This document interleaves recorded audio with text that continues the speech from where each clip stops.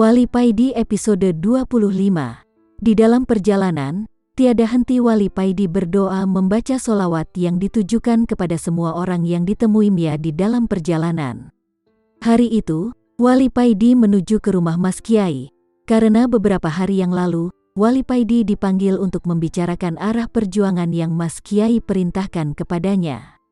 Selama ini, Wali Paidi lebih mengutamakan untuk membimbing anak-anak nakal yang tidak tahu arah dan sudah dikucilkan di masyarakat.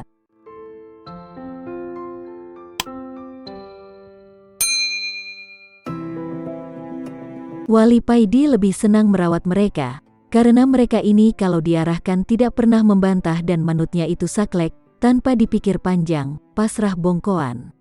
Beda dengan para santri yang selama ini juga dibimbing oleh Wali Paidi, mereka lebih sering protes dan merasa dirinya sudah mengerti. Kadang Wali Paidi jadi gregetan menghadapi para santri ini.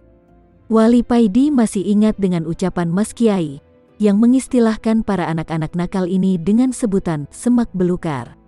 Di semak belukar kalau yang merawat itu seorang gembala, maka akan jadi makanan ternak semua, tapi kalau yang merawat itu seorang tabib, maka semak belukar itu bisa jadi obat.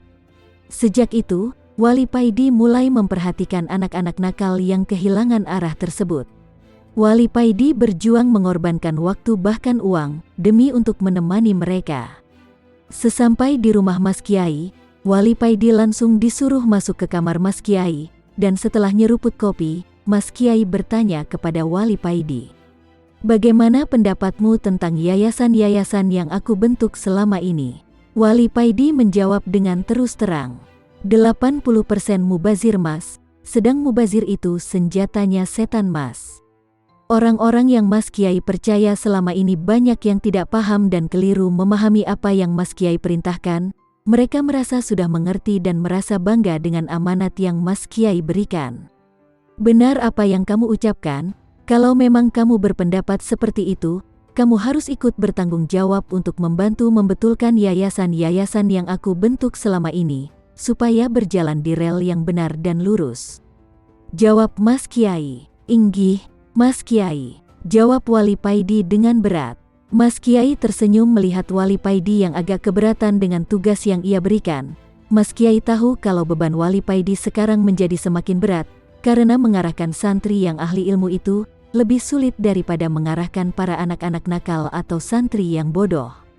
Melihat itu, Mas Kiai menjelaskan kepada Wali Paidi, walau bagaimanapun, orang yang punya ilmu itu lebih tinggi derajatnya daripada orang yang tidak punya ilmu. Mereka ini bagaikan pohon, dan yang namanya pohon itu tidak mudah untuk tumbuh, dan jumlahnya semakin hari semakin sedikit.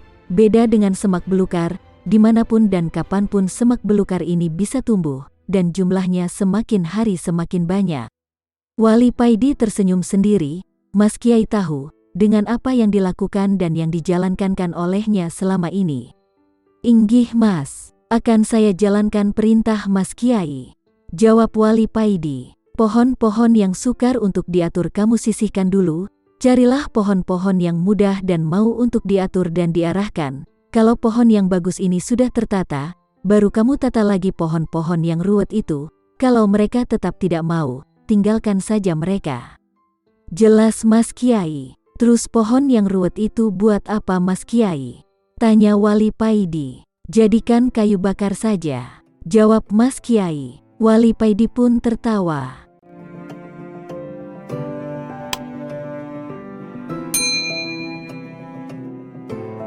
Wali Paidi episode 26.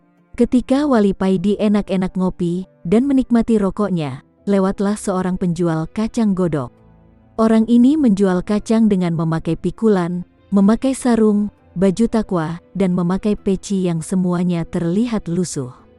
Ketika menjual kacang, dia hanya diam tidak berteriak menawarkan dagangannya. Kalau ada orang memanggil baru dia berhenti, kalau gak ada yang beli dia berjalan terus. Penjual kacang ini tetap tidak berubah sejak dulu.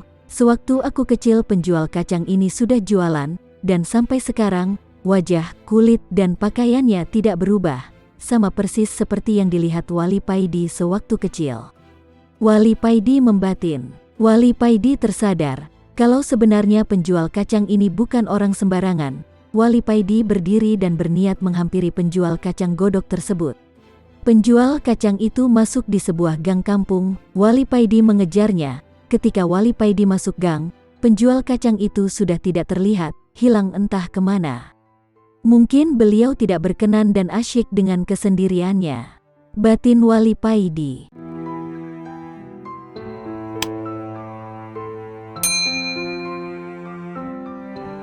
Malamnya Wali Paidi bermimpi. Dalam mimpi tersebut Wali Paidi bertemu dengan gurunya, seorang mursyid yang kamil, yang sudah meninggal beberapa tahun yang lalu. Dalam mimpinya, guru Wali Paidi berkata kepadanya, "Nak, wali-wali Allah ada sebagian yang tersembunyi. Gusti Allah memang menyembunyikan mereka. Tugas mereka pun hanya Allah yang tahu. Semisal organisasi wali yang seperti ini, tidak masuk menjadi anggota maupun jajaran pengurus, tapi langsung menjalankan tugas dari Allah. Nak, salah satu wali yang seperti ini adalah Uwais Al-Qarni, dan penjual kacang godok yang kamu temui kemarin. Mereka ini wali yang mastur, tersembunyi. Jangankan aku, rajanya wali seperti Syekh Abdul Qadir maupun Syekh Abu Hasan Asy-Syadzili pun tidak akan tahu kalau mereka ini wali, bukan karena derajatnya lebih tinggi, tapi Allah yang menyembunyikannya. Andai aku masih hidup, aku juga tidak akan tahu." Lalu Wali Paidi terbangun dari tidurnya. "Subhanallah," ucap Wali Paidi. Besoknya, Wali Paidi mencari keberadaan penjual kacang yang ditemuinya kemarin, tapi tidak ketemu. Wali Paidi memang tidak terlalu ngoyo mencari keberadaan penjual kacang tersebut, hanya sekedarnya saja. Kalau ketemu ya alhamdulillah, kalau tidak ya gak apa-apa. Baru 1 bulan kemudian, Wali Paidi mendengar keberadaan penjual kacang tersebut. Beliau ini bernama Amin, orang biasa memanggilnya Pak Min Kacang. Beliau bertempat tinggal di daerah pinggiran salah satu kota di Jawa Timur. Wali Paidi baru tahu keberadaan Pak Amin ini setelah beliau sudah meninggal. Menurut orang di kampungnya, Pak Min ini orangnya tidak banyak omong, tapi jiwa sosialnya tinggi sekali. Pernah Pak Min ini sendirian membetulkan pagar sekolah SD yang roboh di kampungnya. Dia menabung sedikit demi sedikit uang dari hasil menjual kacangnya. Pernah juga Pak Min ini sendirian membetulkan jalan di kampung yang sudah rusak parah. Beliau memaving sedikit demi sedikit, memang membutuhkan waktu yang lama tapi akhirnya rampung juga. Orang kampung banyak yang menasehati Pak Min supaya membiarkan saja jalan yang rusak tersebut, karena sebentar lagi pemerintah yang membetulkannya, dan itu memang sudah jadi program pemerintah. Tapi Pak Min tidak mau, beliau tetap membetulkan jalan tersebut. Beliau bilang, "Gak apa-apa, mudah-mudahan dengan membetulkan jalan ini, Allah memudahkan jalanku di akhirat kelak." Lalu Wali Paidi diajak berjalan ke sawah yang berada di samping rumah Pak Min. Wali Paidi melihat di kejauhan di tengah areal persawahan, ada sebuah surau atau langgar. Itu langgar peninggalan Pak Min, beliau baru saja merampungkannya sebelum meninggal, kata orang kampung tetangga Pak Min ini.